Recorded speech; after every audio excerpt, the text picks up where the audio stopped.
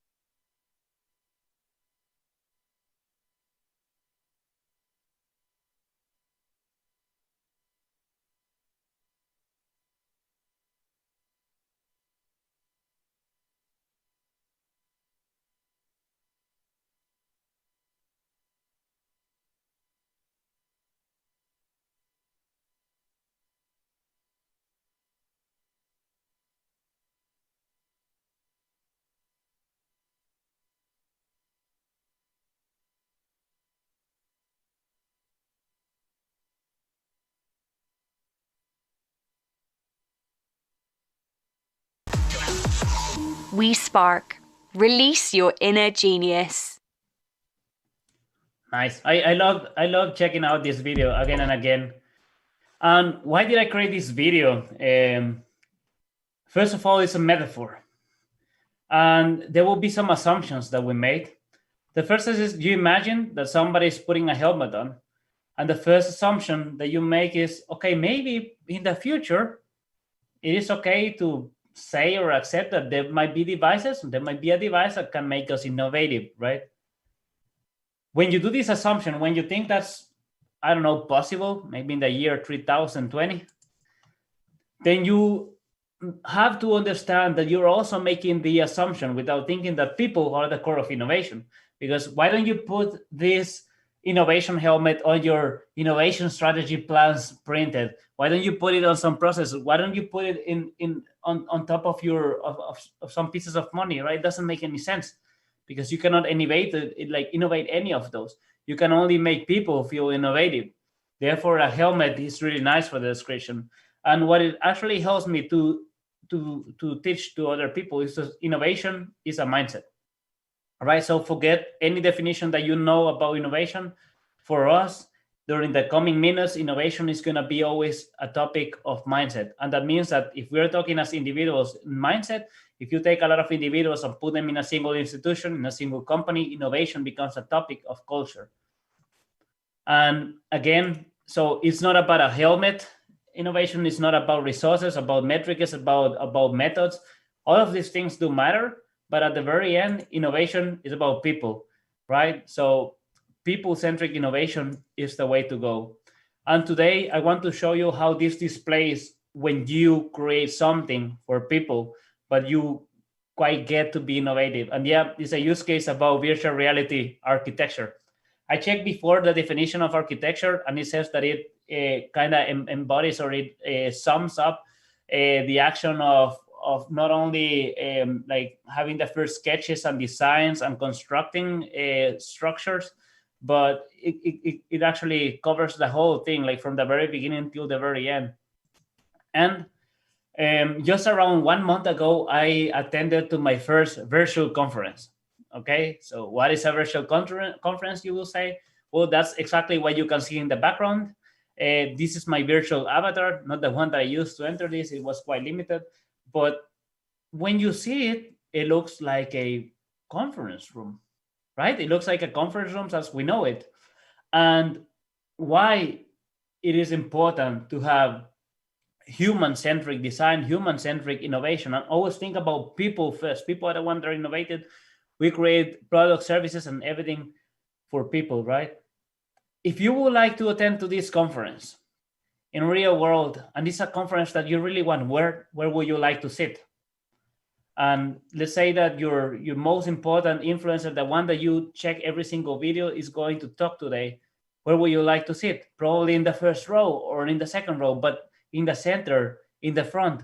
So when you design, if you go through the whole process of architecture and design a virtual reality conference, why do you have to be limited by the real world constraints? Why cannot everybody sit in the front? I mean, you could have easily like a donut-shaped stadium with the speaker in the front, but the speaker is reflecting to every single group like they are in the front, right? And imagine how easy it will be to just, like just creating a way so that everybody can sit in the first 5 rows. This is important because when you start thinking in innovation as a mindset, then you have at one moment to be, to be enthusiastic, to have not only the will, but also the let's say the guts to go and say, hey, look, guys, I know this might be here crazy, but what if we don't design a conference around what we know and we design it in VR? Because now you can have people that fly, people that teleport, people that move in X, Y, X, X, Y, Z, and not in just X, Y, right? You can move people vertically too. You can create things vertically, but you still limit to the same. And this is one of the of the use cases that I thought, okay, if I show something to architects, something that an architect designing everything with humans in the middle could have done better, then this is a use case that I want to show you because it's real, it's in virtual reality, and architecture is also relevant here. It transports 100% to the digital world. Yeah, so we're going to continue, and we're going to see what is important for someone to be innovative. And we were talking that the innovation is a mindset. And of course, if you don't have the right mindset, you will never get anywhere if you are not prepared to have critical thinking and just say, okay, this is how things work before, but I want to try something else. I want to try something new. Then you won't innovate in any time, right? So you gotta get the mindset. And the only thing that I can do for you is try to inspire with some examples. The mindset, you are the person who have to persuade yourself and say, yeah, okay, yeah, today I'm gonna try something different. Today I'm gonna take another way to work. Today I'm gonna learn, or this week I'm gonna learn a new software or a new skill. But there are two other topics that play a role. One is knowledge. Acquiring knowledge in a particular field makes it more easy for you to innovate. And the other one is skills. You will need a different set, actually a quite rare set of skills that if you combine them, it will help you succeed in your innovations. And when you have mindset, knowledge, and skills, it's really easy to have ideas that make sense, ideas that are impactful, ideas that other people are moved by. And so you will easily get resources, easily extend your network, gain people to you that want to help you convert this idea into reality, and eventually you will create impact. And today, this presentation, I want to make it super, straightforward for you. My first suggestion to do this, I want you to validate early and validate often. Why? If you check all the startups in the world, the number one reason why startups fail nowadays is because they create a solution for a problem that doesn't exist. In other words, there's no market. There's nobody out there, or not in as big or as many as the people from the startup that have the problem that you try to solve. So therefore, if there's no problem, you don't actually have a solution because nobody has the problem to solve, right? And this you can diminish or you can avoid this risk by validating early and validating often. This will also help you not to be developing something for months or years, and the first time you show it to someone, they will tell you like, I will have changed this or that.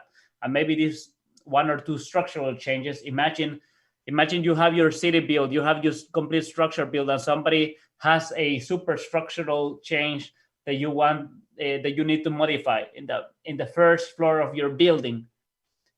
Maybe this change will make you reevaluate how the entire building looks like, because it might be a structural change. So validating early, like this is the base and this is how I envision. I haven't done the entire design from here to the top, but this is how I envision that it's going to look. You have here the first two floors. Then you validate. You validate early and often. And how it looks like, usually if we do traditional development, you will go from idea, then you start building on your idea, like you build a platform, you do the sketches, or then you eventually launch, if it's like a platform, or you will show your plans to somebody or go to an investor and kind of show like, yeah, you're going public with it. And then you will learn from the feedback and then come to the idea. And imagine it like as a software. You have the idea, okay, so I'm going to have a software so that people can take care of the docs from other people. Then you start building the app, then you launch it, and for the first time you start to get the feedback, in reviews and comments. And maybe this is opposite from what you thought. So I believe that if you validate early and often, you can kind of like quite skip the build and launch part and just do idea learn until you have something that that other people need and other people want, and then you can come forward. So as an idea, I have something that I want to show you. I developed a little app for today, and I'm just opening it now. Whoop. Okay, it's loading. Quick second. Got it.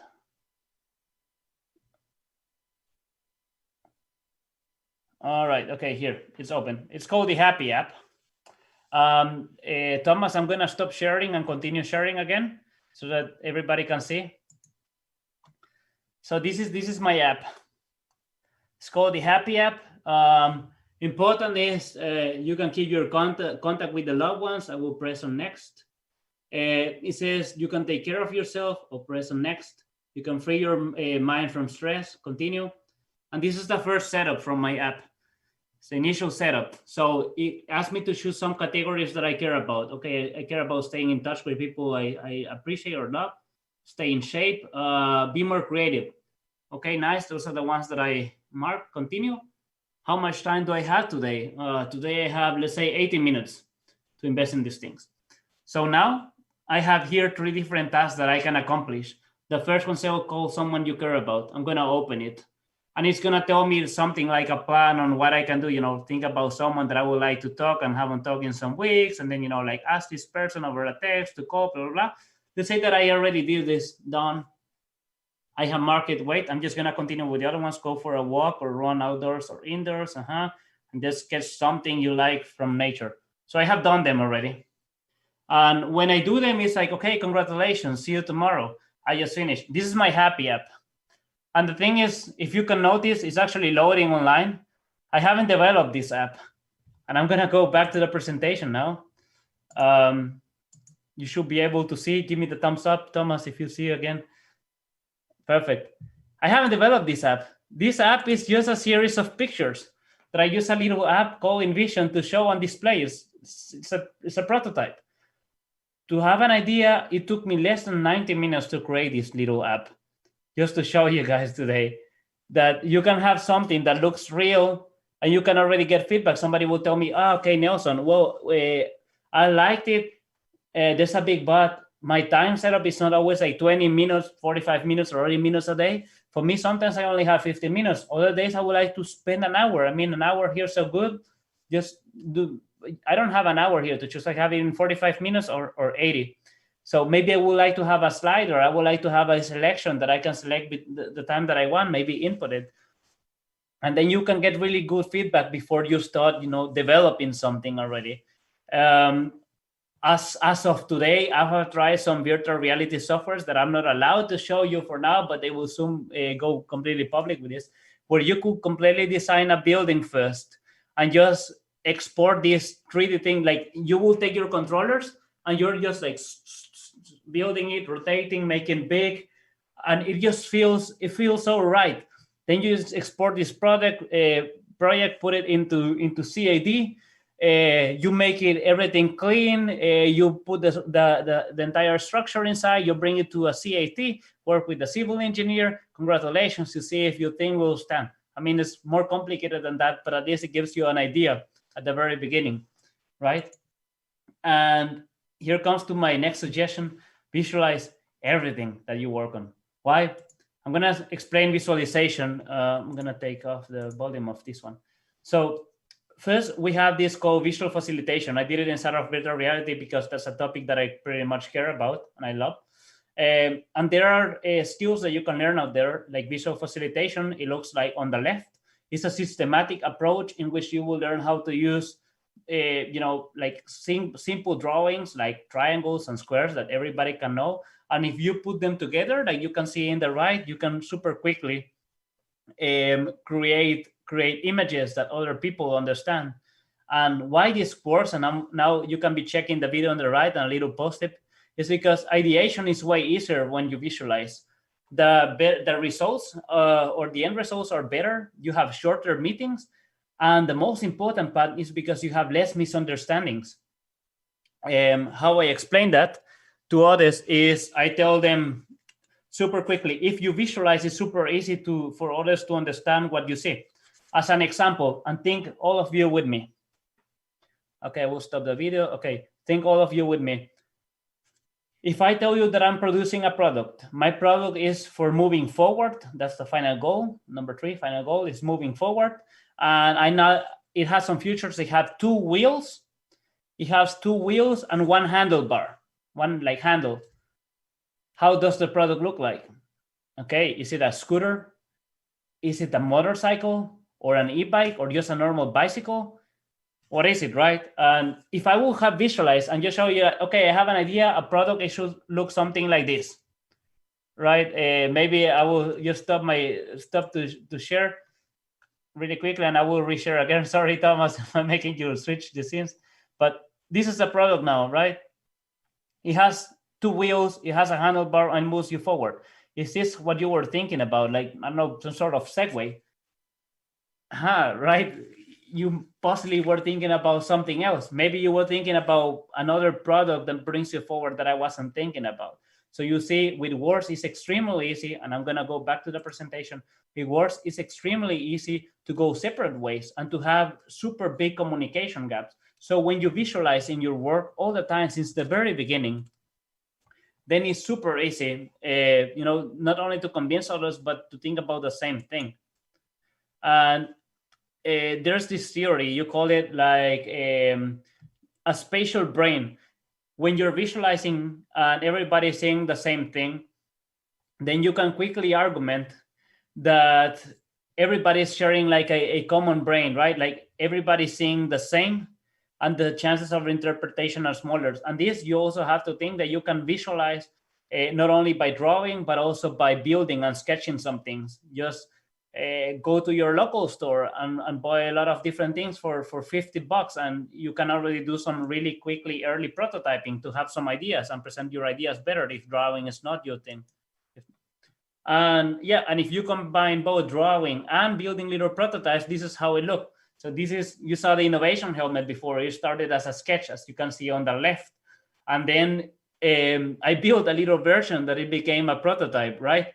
I have it with me. I built it with duct tape and just painting on it and basically duct taping everything together, even the light bulb on the top. And on the right, you can see that, okay, if you're actually now investing into putting and creating a real, like the real version of it, that is not the more prototypey, then when you already have heard feedback from the people, you know what's possible, what's not, you know that you can have a light bulb, you can have LEDs, and you can have a rotating ringlet, is the word for it, or like kind of wind flower. Then you can go, and after you get this feedback, and put some efforts into creating that new version of what you want. For example, here, the CAD render version. I hope one day I will have a 4-picture with the actual helmet, the real version, like just made for the purpose of explaining this metaphor. But you see, super quickly is a nice example that you can also visualize and use it as part of the prototyping example that I was giving you before. So another suggestion of mine, and I'm checking the time, 24, perfect, is to learn innovation relevant skills. This is the sort of slides that people like to do pictures, because it pretty much shows you the 8 skills that I have selected over the past 4 years that I'm totally convinced, if you have them, if you have these 8 different skills and you can do them remotely, especially in the last years, in the last months, if you can do it remotely, then you will have no trouble innovating, given that you have some previous knowledge about what you do and that you have the right mindset. But learning all of these 8 is possibly like one of the biggest filters. Very probably you already have the right mindset if you're like into learning so many skills already. But it will be around coaching skills. It means, knowing how to be empathetic, talk with your team, move them forward. Also quite like facilitating sessions, process engineering, understanding the logic of things, structural first, then the facade, right? Understanding a little bit around technology, UX design, and digitalization.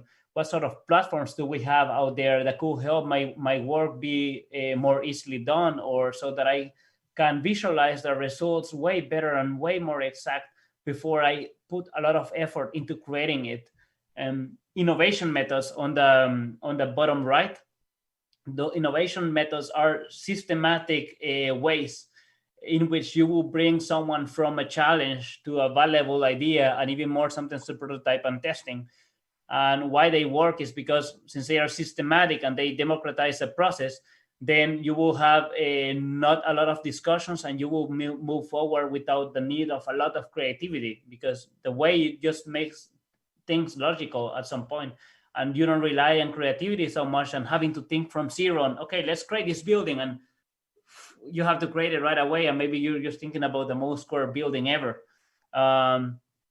Now, video making skills, because and believe me, videos is possibly what moves a lot in my current field, and I believe that it moves a lot. When people see moving images, when they see videos, you have the chance to do storytelling. You have the chance to convince people, and to have one video that will always explain things really quickly. If it's like 1 minute or 90 seconds, it will explain your project or idea really quickly.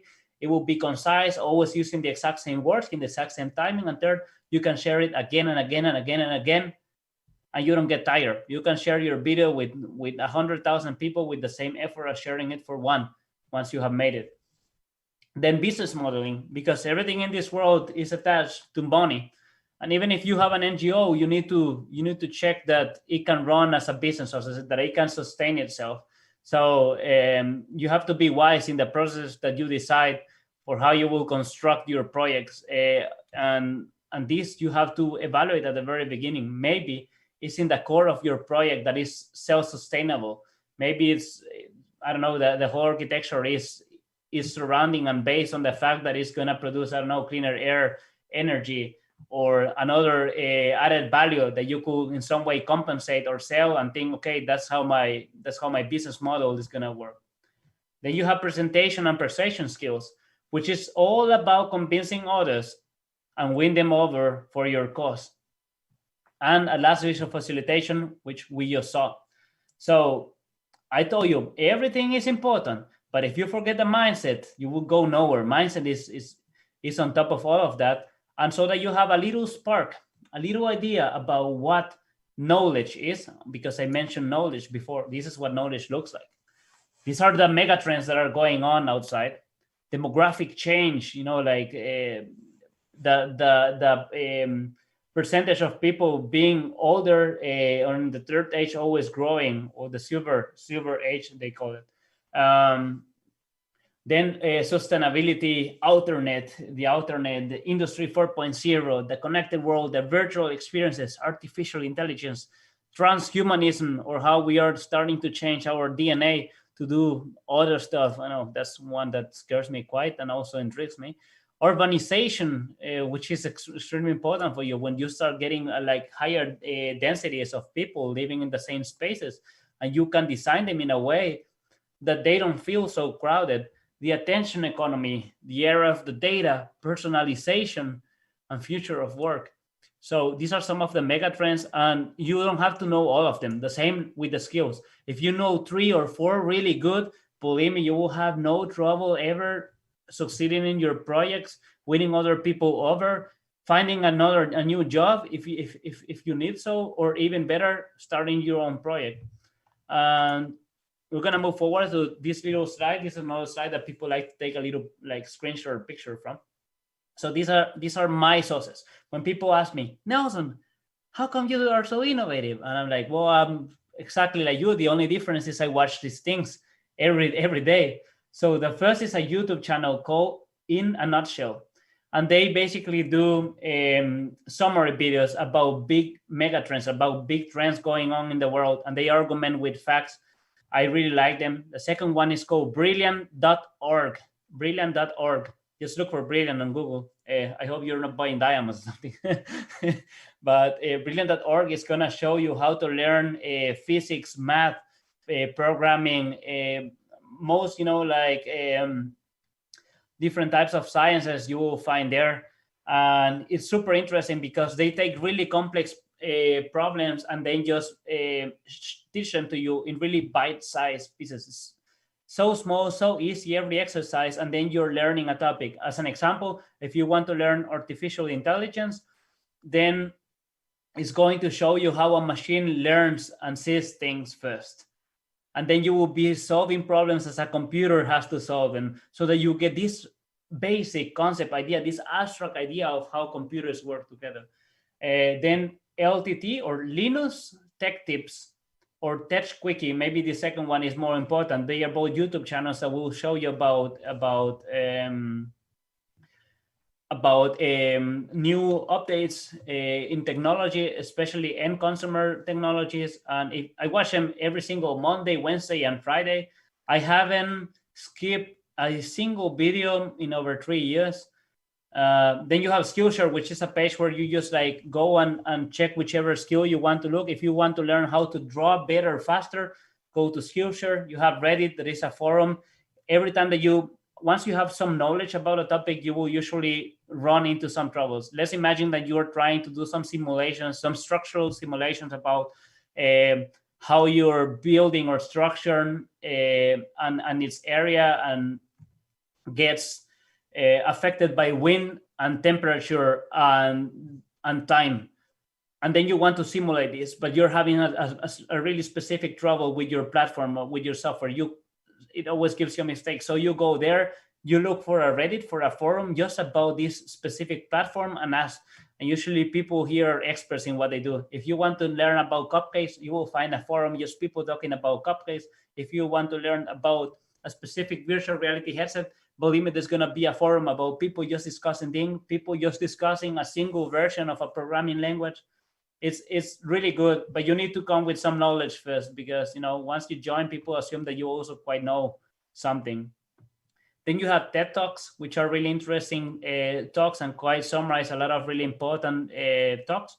And Blinkist, which is a platform where you can hear summaries from books, non-science books. So if it's a book about life and development, something like this, personal development, then you can hear the entire book in 10 or 15 minutes. They sum up back to the essence if you don't have time. And the last part is if you have the right hobbies and the right network. If your friends are interested in video games or video production or computers, then you might quite, learn a little bit about it if you're around them, because they might be talking about this stuff. They might show you this stuff. In Spanish, we say, el que entre miel anda, algo se le pega, which means like, if you're walking through honey, something is going to stick to you, right? And choosing some hobbies might help you, stay engaged and learn a particular topic in general. So you see all the 8 skills that we talked before. I'm not going to explain each one due to the time, but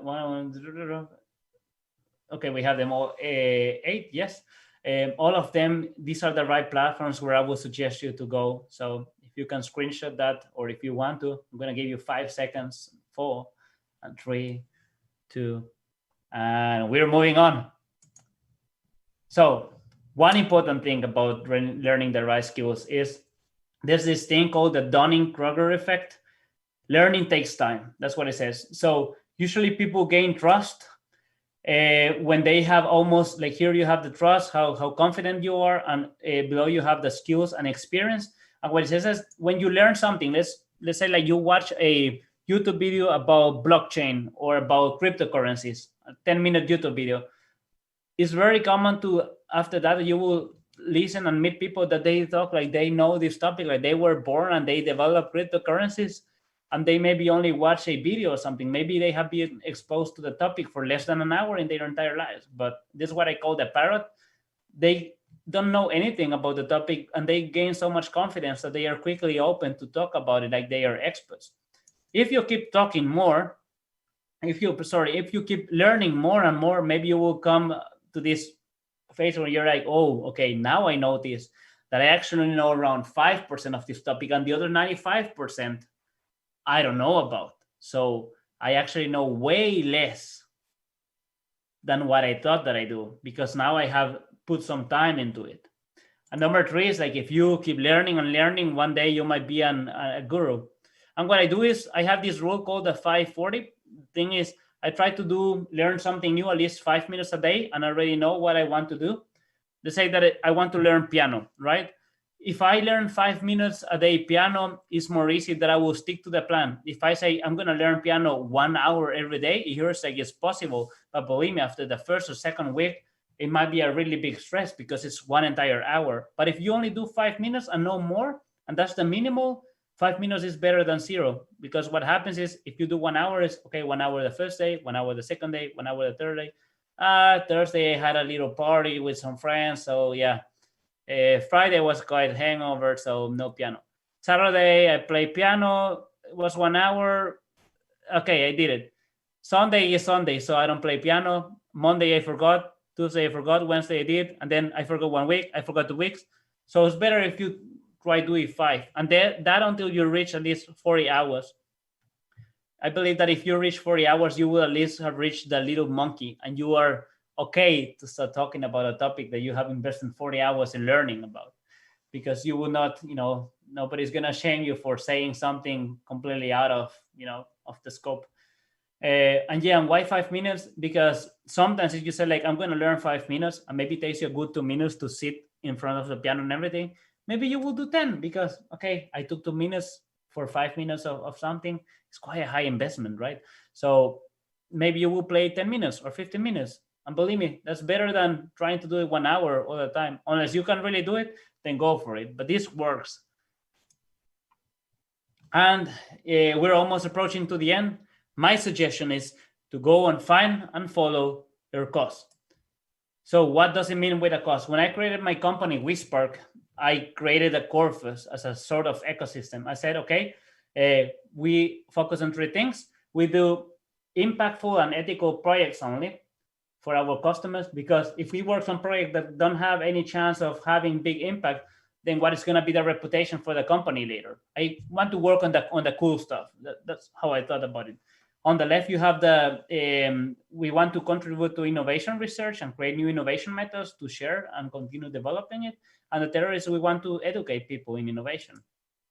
So the cause, how it looks is, okay, customers, they have a problem. They pay us to solve these problems in innovative ways. So what we do is we're creating innovation methods all the time, and we start teaching them. Right now, we're teaching it to one NGO, and just today we were starting discussions, and next week we're going to decide to start teaching innovation methods to a second NGO back in Middle America. And usually when we're teaching them, we get some nice feedback about what works, what doesn't work, under different criteria than the one that we have. So we have tested these methods, and we go back to start solving them. And you can see how we are, like always developing new methods and always continuing forward while we do something for the world and we do something for our customers. So that's the cause, right? And then once you have this cause, just dare to learn and dare to try. How I do that, I created part of my hobby to write articles. So when you see me writing an article, it's not because I really know a lot about it. It's because I have put around 40 hours in this topic, and I'm exposing now my opinions and my understanding, interpretation of this topic in an article so that I can get feedback and so that I can learn even more. So that's my way of doing. You have to find your way, but usually it's about sharing it with other people. And so that you have an idea, that sort of projects that move me now and that I'm, daring to learn and daring to try is one around creating virtual reality products from our company, creating a remote collaboration platform. Here you can see a first on scene, and at least I haven't shown this to anybody outside. This is the first time we're showing it in public, the 3 of the things. And the third is writing the first book called The Innovator's Handbook. At least for now, that's the name that it might hold, and it's going to be a practical and timeless guide to spark fresh ideas and release your inner genius. So these are the sort of projects that I'm working about, and I hope that they quite, get you intrigued and think, wow, this is super cool stuff, because it really moves me, and I hope that it moves and inspires you to start your own little projects, even if they are crazy, or if some others will say, that's impossible. Just dare to learn and dare to try. And well, my name is Nelson Javier Mejia, and I hope that you enjoy this little innovators mindset presentation. So you are more than welcome to follow this QR code. That's my LinkedIn, or just look for LinkedIn Innovation, or Google my name, Nelson Javier Mejia. Whatever is easy for you, you can just add me on LinkedIn and let me know. Do a personal invite, please, and write me, Nelson, I checked your session. I really liked it, so that I know, so that I'm going to accept you and know who you are. Cool. I give you back to you guys. Great. Hello back. Thank you so much, Nelson, for this lecture. It was very, very inspiring, and always, you're so great in talking about innovation. Thanks for that. And since we said at the beginning that now we will have a Q&A session, so guys, if you have any questions from our audience, feel free to write in the comments and we will pass it to Nelson. So the first question that we will have for you is, what would you suggest to people to start an innovative career? Like, there are a lot of people from architecture, so probably a lot of them would like to be an innovative architect. So what would your suggestion be? Okay. Yeah. So there are three suggestions that I will give to anybody that is starting a career and that they want to be innovative. The first thing that I can tell you is super cool. You already have what it takes. If you're asking yourself these kind of questions, you probably already have the right mindset. But there's three concrete suggestions that I will give to someone trying to being innovative. The first is to join forces, do work with others. Innovating alone is super difficult, and you have to expose yourself to different perspectives, different critics, to people that, if you're an architect, try to work with somebody that studied, social sciences, or somebody that is into arts, for example, but just like 100% arts, maybe something theatrical. To try to get somebody from another complete perspective. That's the first thing. Second one is start creating your network, because believe me, for you it's super important to have a network of people that will aid you. Also with the first thing that I said, start building your network. If you're not doing it already, start doing it now. Do it actively. Do it at least a little bit, at least 5 minutes of adding someone or finding a new person on your network every day. It pays off. There's one saying, it's never too late to build a network unless you already need it, right? Because to build a network, it takes time. So start now if you haven't. And the last one is that at the end is the mindset. And if you didn't, if for some reason you skipped that part of the presentation, mindset is the 1, 2, and 3 of having an innovative career or an innovation career. In principle, is the 1, 2, or 3 of being empowered and able and willing to change the things that you believe that are needed to change or to innovate them. So those will be my 3 concrete suggestions. Again, super easy. Just join forces, create a network, and third, remember that it's all about the mindset. Great, thank you. So now I guess it's Thomas' turn. Yeah. Now I'm going to ask question. Second question. Second question is, what kind of condition you should follow in the industry when starting a business? Okay, all right, this one is quite difficult and interesting. I believe that there's one thing that I will say before everything else, and we already had it in the presentation, is validate first.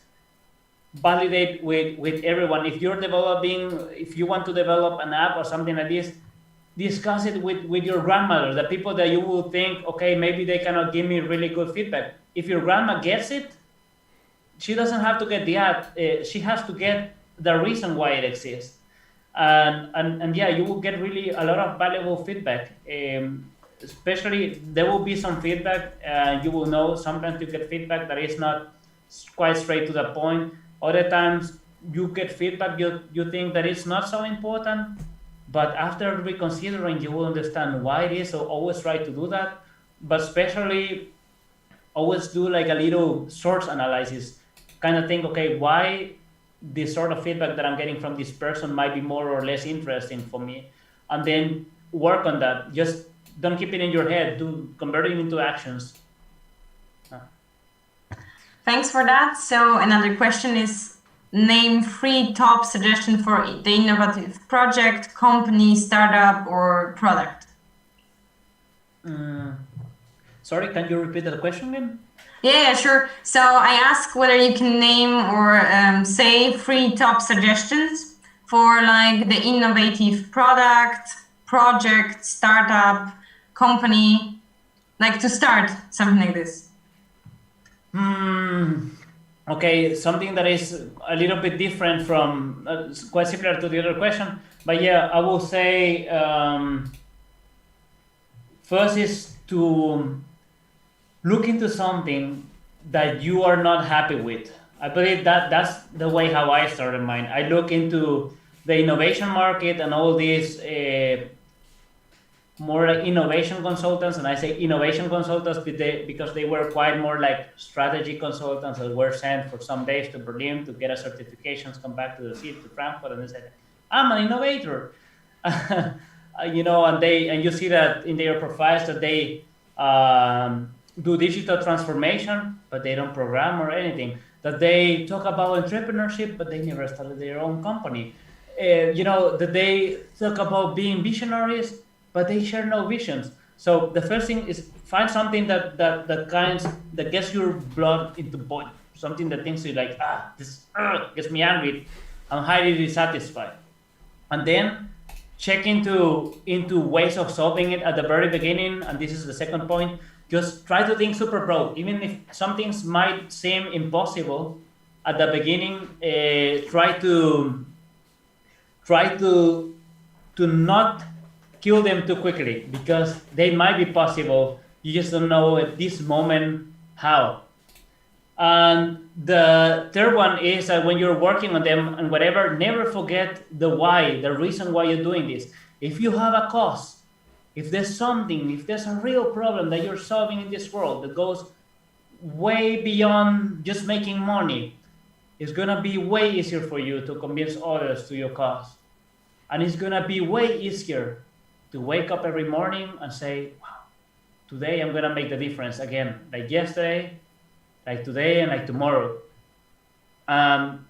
If you ask me, those three things are like a really nice formula for success, given that you have the right mindset again. Thanks a lot. Sure. Thomas? Thanks a lot. And the next question, fourth one, is how the industry changed due to coronavirus. Okay, so I will say if you have to put my sort of field in a box, in this type of industry box, it will be quite like the consultancy is the only thing that is similar. There's nothing like innovation, facilitation, industry as in categories. You will not find something like this on LinkedIn. There's some people that talk about it, but industries are big, right? And everybody knows it's like automobile or aeronautics, you know, it's straightforward. But this, it will go into all the consultancy services quite stuff. Before, I will be in a room physically, it will be filled, it will be a lot of people in workshops, super strategic workshops where we will be working for a week or two. We will be 7 to 8 in some seminars and events that I was planning. We will be more than 100. And now these rooms are empty. There's nobody. We're doing everything online. So we had to go 100% digital. That's why you see this is a switch that we already did, but we are still missing this real interaction with people. And there's a way to quite still manage to have 100% distance between you. And with 100% is 100% COVID safe, but still get not 100%, but around like 70 to 80% of feeling that you're with other people there. That's virtual reality. And that's why you see that we are like planning this virtual we project as we know it for now. And soon we will have something to show to all of you. It's gonna be mega cool. I'm still not allowed to tell. Can't wait to see it. Great. So another question is that you mentioned it a little bit, is that many people say that they're, I don't know, innovative, but actually, or they have an innovative product, but actually there is nothing innovative behind this product. And I've bumped into this opinion of that, nothing is original. It's also a saying from one of manifest from one artist. So would you agree with the sentence or not really? What is your opinion? Not really. I believe if somebody really thinks that nothing is original, that this is a sort of mindset that's not gonna take you anywhere. The sort of mindset that is gonna take you anywhere is first understanding and being aware that original, it's quite complicated to get there, and that is not happening every day, but also having this mindset and this will of of waking up and trying to find that original in the sort of area or industry that you are. And one day you will this opportunity will come in front of you. Things will make sense and you have to act on it. And then you can do original things. For me, I have done quite a few lists of things that I know I'm the first person under these conditions to do this in the world, right? I even went as far as with some colleagues in virtual reality. I wanted to be at least I have a world record in something. And I will play again a little game in VR with 3 other friends. We were a squad. And we played and played. We were getting super fit, always like moving, until one day we just quite figured, okay, this works a little bit better, and we kept trying on it, and yeah, we became the first in the world. We were number 1, like we hold the record for a good 3 months, and this is a really nice feeling. And this feeling I want to apply to business. I want to be the first one failing in something, or even better, I want to be the first one succeeding in something. But I'm open to both. Because, as long as you're not risking anything mega important, if you're risking something that you can reobtain, then move forward, try it. If it works, perfect. If it doesn't work, okay, yeah, but just gotta try it again. Now you know how not to fail next time. And yeah, your originality comes with quantity, comes quality, and with synthesis or recombination of things. You can combine 2-3 things that exist in a new way, and then you have something original. I take this idea of a helmet. You have seen it possibly in movies. Let's say Back to the Future, the Doc Brown. In the first movie, Marty McFly comes into his house and he's wearing this metal headset that should help him think about what other people are thinking and give him telepathy. But it doesn't quite work, right? But it's still the same idea. Innovation, not an innovation headset, but a headset that helps people, think beyond what they can. And yeah, I just take this idea, but I convert it into a business metaphor, and I give it my own spin. And I don't know if you will call it original, but at least if it will be a little marketing stunt, it's a really nice one, because it cost me around $80 or 80 euros to do this little helmet. And I know that this has reached over 1 million views. I can even track 170,000 of them, and then the ones that I cannot track are all the ones that have been reached by newspapers, by articles from Forbes, by television, by videos that I didn't publish. So, originality, it comes and it's there. You will just know if you're looking for it. Thank you so much for that. And I think we have the last question for today. Thomas? Last one? Sorry, last one? Okay. Which one of these ones is the last one? About us, about interfaces. Okay. What suggestion would you give us, our company, Interfaces, in regards of innovation? What could we do? Sure. I will say explore new technologies. There are a lot of really nice technologies out there that will make your work easier, maybe more innovative, as you could say. It will change the methods of how you think and how you work. And it's gonna give you a bunch of new ideas that you can interact with. So, I don't know, for example, check how virtual reality can solve you things. And you don't have to have money to be working with these things. You just have to, be associated to any institution. Go to the next institution that to the university where you studied, and ask them, hey, I need help. I just want to try something. It's gonna be for you. I will give them a little research paper or 20 or 40 page paper about why this could work for architecture, but I want to try it, and I don't have the money to do so now. So it will be like kind of quite some deal. Even you get to keep the headset at the end, for example. That's an idea, right? Or maybe there's a product or a platform or a software that you want to download and try, and there's no demo. then just write the people or try to get the next institution that you know, or even your employer, and ask them, hey, I want to do this stuff. I cannot promise you that this is gonna be the answer to all our questions, but it might definitely answer a few of them. I just don't know yet, and I want to try it out. Give me, like a week to test it out, and yeah, this might, at the end, we might win a lot. And in the worst case, we learn that it's not quite there yet in what we do, But just go try other technologies and find a way. Ask people around. Somebody is gonna help you, and if they say no, just go to the next person and ask again.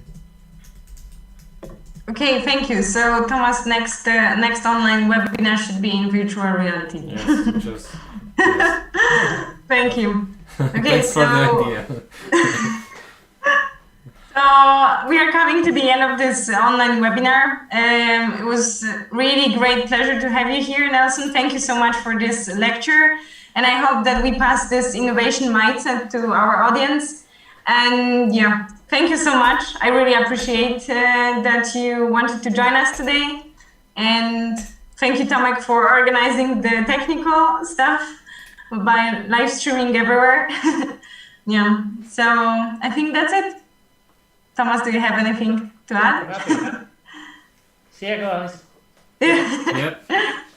Okay. Thanks great. a lot, Nelson. Yeah. Thank you so much. So. Did you? Are we still live or no? Not anymore. 1 second. I think we